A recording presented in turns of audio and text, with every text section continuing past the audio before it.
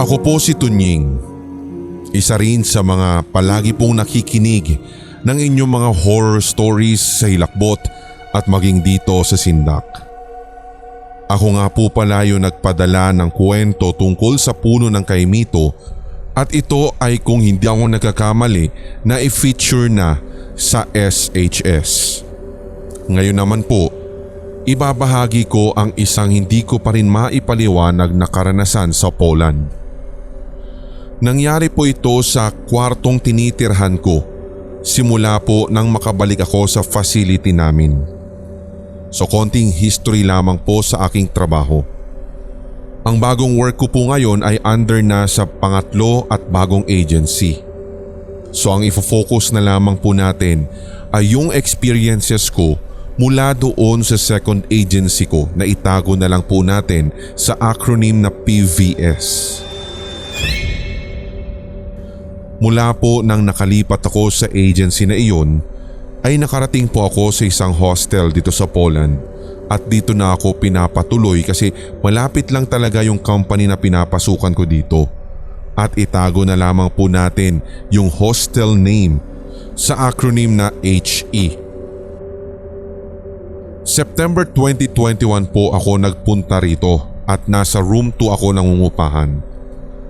Sa panahon pong iyon ay wala pa po akong nararamdaman na kakaiba maliban na lang po sa mga slight sleep paralysis at syempre dahil under pa rin po sa pandemic nang mangyari ito, andun pa rin talaga yung stress. Bali nagtagal din ako sa agency na yon ng 1 year mahigit. Noong December 2022 ay nagkaproblema po yung kumpanya na pinapasukan ko at yung company na po iyon ay itago na lang din natin sa ngalang IF.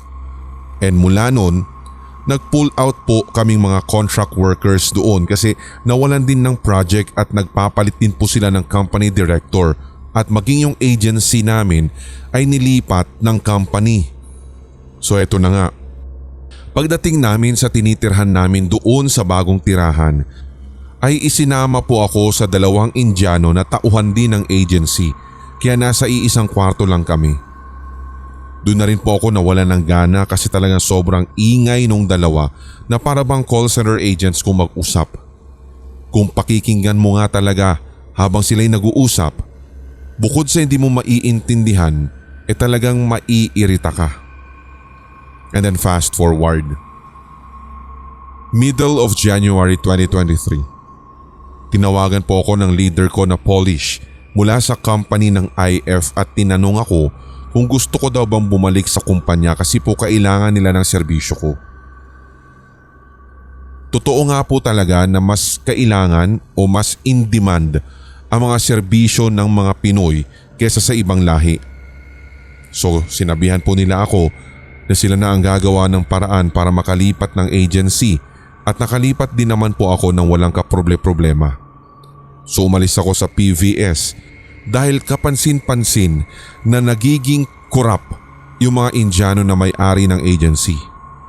Yung bang kapag nakakatanggap na ng pera, parang wala nang pakialam sa mga tao. Hindi na rin nila pinapansin ang mga hinaing na mga tao.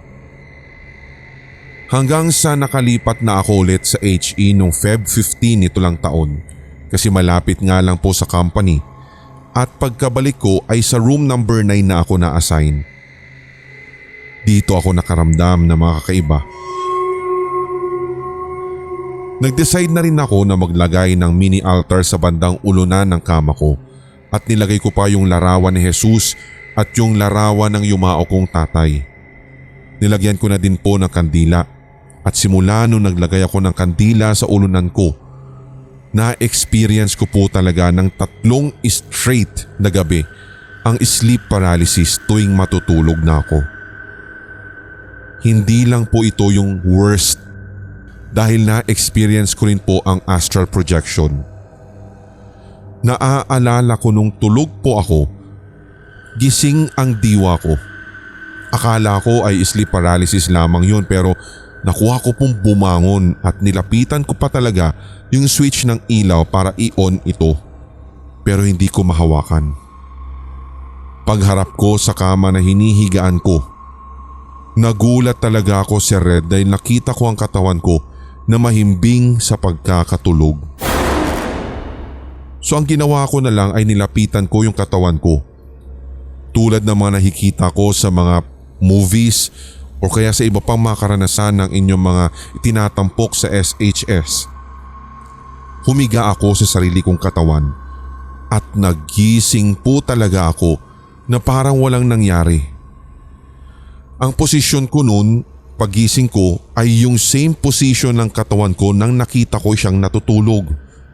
Agad ay nagdasal ako ng mataimtim sa lahat ng mga dasal na alam ko pagkabangon ko. Simula noon, hindi ko na po talaga itinitirik yung kandila at ibinaling ko na po sa isang sulok yung altar na dating nasa ulunan ko. Wala naman na pong nangyari na masama after that.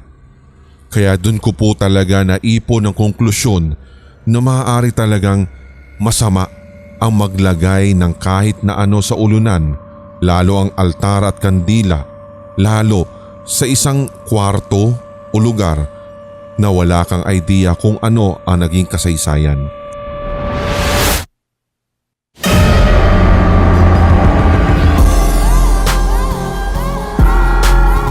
At inyong napakinggan ang tampok na one-shot Tagalog horror story. I-like, mag-comment at i-share ang episode na ito sa inyong social media, mga certified kasindak.